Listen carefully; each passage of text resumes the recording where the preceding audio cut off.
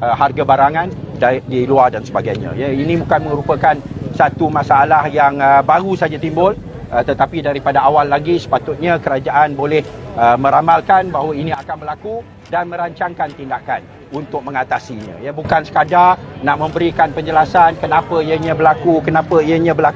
Kalau nak sekadar nak beritahu pada rakyat kenapa ianya berlaku, tu kita boleh panggil para akademik lah untuk memberikan penjelasan.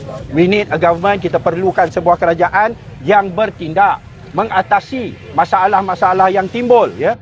Bukan nak memberikan penjelasan dan ceramah tentang kenapa harga barang semua naik. Dan ini boleh dilakukan. Ada beberapa tindakan-tindakan yang telah disebut dalam ucapan kita, tetapi kita boleh duduk dan berunding bersama, ya, dengan kerajaan yang kita semua memahami bahawa kerajaan ini sekarang ini dia punya tumpuan dan dia punya keutamaan adalah bukan rakyat, ya, tetapi soal pergolakan dalaman, khususnya dalam UMNO yang merupakan satu pergaduhan yang tidak ada kena-mengena dengan soal kepentingan rakyat, ya. Maka himpunan yang diadakan pada hari ini tadi dah diberikan 3 tuntutan yang telah dibacakan. Saya boleh sampaikan ataupun serahkan kepada saudara Faiz untuk menyampaikannya sekali lagi, iaitu 3 tuntutan yang kita letakkan, yang mana kalau kerajaan tidak ambil peduli, maka kita tidak ada pilihan yang lain selain daripada mengerahkan mobilisasi di seluruh negara, menyeru pada rakyat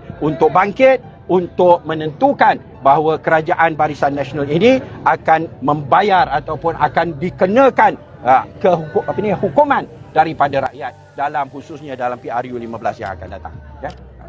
Saya nak tambah sikit lah tadi saya sebut bahawa Selangor sampai sekarang kita masih mengekalkan kemampuan untuk memberikan harga subsidi kepada harga ayam, telur, minyak. Kita masih kesal kan? Jadi kalau di Selangor ni pun mampu melaksanakan, kenapa kerajaan persekutuan tak mampu?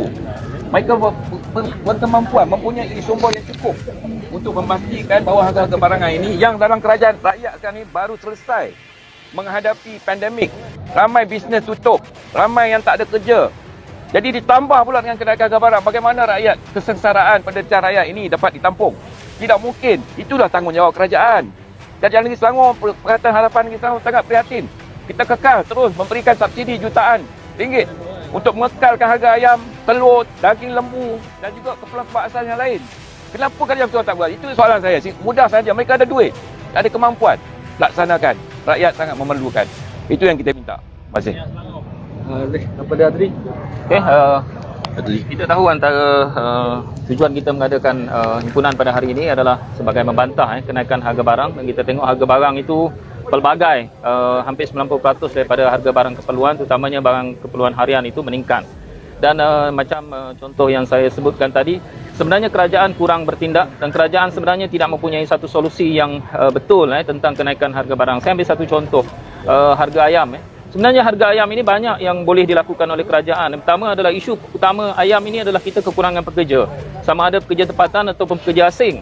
Kerana selepas daripada pandemik kita lihat bahawa pekerja asing terutamanya kita kekurangan benar. Sebab itu pengilang-pengilang dan juga peternak ayam menghadapi masalah yang utama ini. Sebab itu kerajaan mesti selesaikan segera.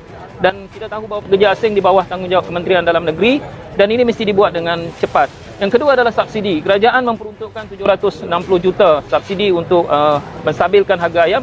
Tetapi subsidi ini sebenarnya tidak pergi kepada kumpulan sasar yang sebenar. Sebab itu kerajaan tercari-cari mahu memberi subsidi kepada siapa?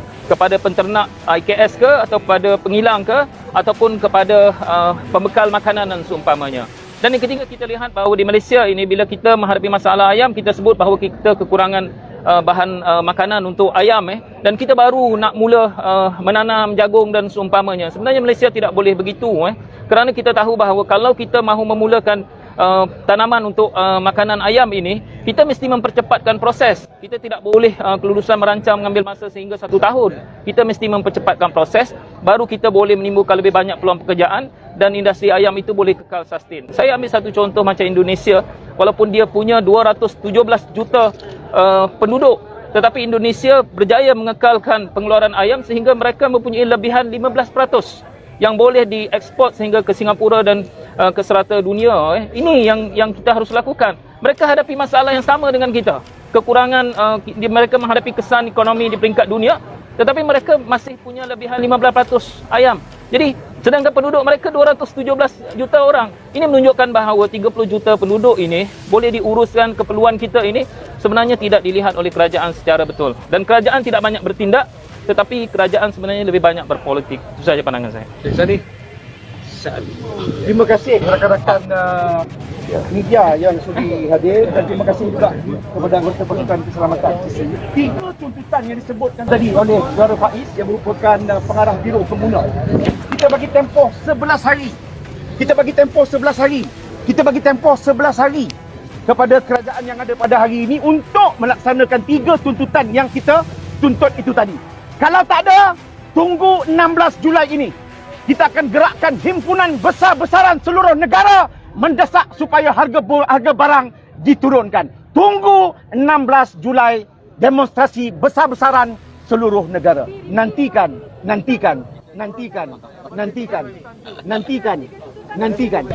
Industri makanan kita sebenarnya dah matang, ya.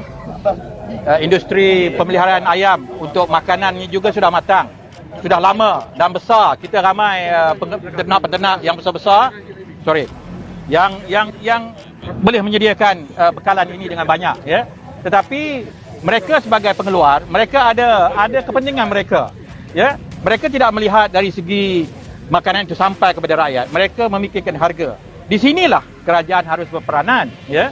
Kalau isunya ialah isu bekalan makanan untuk ayam, kita punya industri ini sepatutnya sudah bersedia. Kalau tidak bersedia, langkah-langkah segera boleh diambil dengan kerajaan mengepalainya. Ya, takkanlah kita bising nak menyampaikan pandangan-pandangan tersebut, mereka sepatutnya sudah tahu, ya. Dan industri pula tidak boleh mengugut rakyat, mengugut kerajaan. Jadi dalam hal ini kita meminta kerjasama daripada penternak-penternak dan pengeluar-pengeluar ayam ni untuk sama-sama mengekalkan harga. Dan kalau tak dapat juga, masalah ini saya rasa adalah masalah sementara. Jangan dibiarkan ianya berpanjangan. Dengan kerajaan masuk campur segera, stabilize the price, do it whatever. Kalau nak subsidize pun, they have already been giving subsidy to the industry. Kenapa sekarang ni nak macam cuba untuk mengelak, ya? Jadi kita harap benda ni segera. Kita nak raya haji, ya, dan keperluan makanan ni sudah meningkat. Dan begitu juga minyak masak. Kalau di negara Indonesia tu, production dia antara yang terbesar minyak kelapa sawit untuk makan. Tetapi bila bekalan dalam negaranya meningkat harga, rakyat susah, apa jadi? Menterinya pun dipecatnya, ya. Jadi kita tidak maulah sampai meminta supaya menteri dipecat hanya kerana ini. Jadi ambillah inisiatif, ya, untuk memastikan bekalan minyak masak itu jangan sampai terputus dan terpaksa, ya, menaikkan harga untuk menimbal, ya, keadaan yang berkurangan tersebut. Jadi ini, ya, potong gaji menteri. Ayah, kita jangan pecat dulu, kita potong dulu, ya. Kita potong gaji menteri, itu Faiz. Saya sokong, ya. Jadi itu harapan kita, dan perkara ini saya sebut kerana kita ialah sebuah negara pertanian yang agak matang, bukannya negara baru nak bangkit, ya. Sepatutnya tidak timbul masalah ni. Setiap kali ada isu-isu luar seperti perang di Ukraine, banyak-banyak alasan tak guna.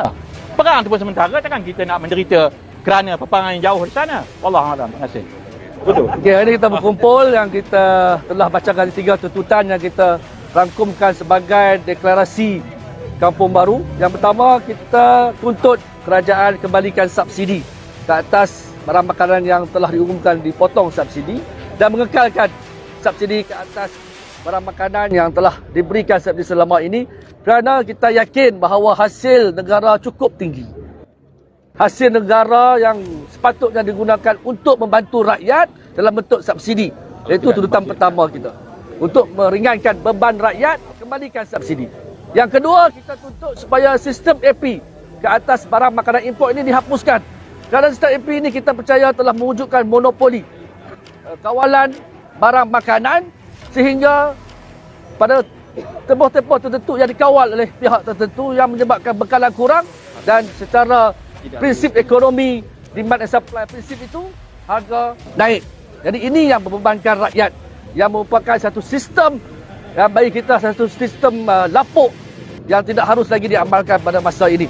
Kerana kita mahu pasaran makanan ini menjadi satu pasar yang kompetitif, yang terbuka, yang memberikan pilihan kepada rakyat untuk membuatkan harga itu stabil dan juga kurang yang mampu dalam poket rakyat. Yang ketiga, kita tuntut supaya kerajaan memanggil satu sidang khas Parlimen untuk membolehkan kesemua ahli Dewan Rakyat ini membincangkan dan membahaskan isu tentang bekalan makanan, isu tentang keselamatan makanan, isu tentang harga makanan ini secara tuntas dan mencari solusi yang terbaik. Kita tidak boleh hanya membiarkan kerajaan bertindak secara unilateral. Pada awalnya mereka membentuk Majlis Pemulihan Negara, ini gagal. Mereka pula bentuk sekarang ni jawatankuasa jihad menentang inflasi. Sedangkan jawatankuasa ini dianggotai oleh 5 orang menteri yang telah ternyata gagal. Mereka yang Mereka telah gagal dalam menguruskan negara selama ini. Ditubuhkan jawatankuasa menggunakan satu istilah yang kononnya istilah Islam itu, tapi hanya cantik pada nama, tapi kita yakin ia tidak akan membawa apa-apa satu tindakan yang tuntas ataupun membentangkan apa dasar-dasar yang proaktif untuk mengatasi masalah ini kerana diketuai oleh seorang menteri yang telah gagal. Kita tahu bahawa when you doing same thing expecting a different result, ia satu perkara yang gila. Kita tidak mahu rakyat Malaysia hari ini memanggil kerajaan hari ini kerajaan gila. We don't want people to call this government as a crazy government. Kita mahu kerajaan bertindak segera, tunaikan tuntutan kita kerana inilah tuntutan rakyat yang bermaruah, rakyat yang mahukan pembelaan, dan kita yakin kalau kerajaan tidak bertindak, rakyat akan ditekan lagi dan rakyat akan bangkit seperti mana yang dinyatakan oleh Wabi Sani tadi. Sekian, terima kasih kepada semua rakan-rakan media yang hadir. Terima kasih juga kepada rakan-rakan daripada anggota polis yang telah berbuat kesempatan dengan baik, memberikan peluang sehingga jam 2.30 lebih kepada kami untuk berhimpun dan bersuara. Dan jika ada apa-apa soalan yang ingin diajukan, Wabi Sani lah. Ada apa soalan? Yang penting clear. Terima kasih banyak. Jumpa lagi insya-Allah. 16 Julai. Nanti kita beritahu kemudian.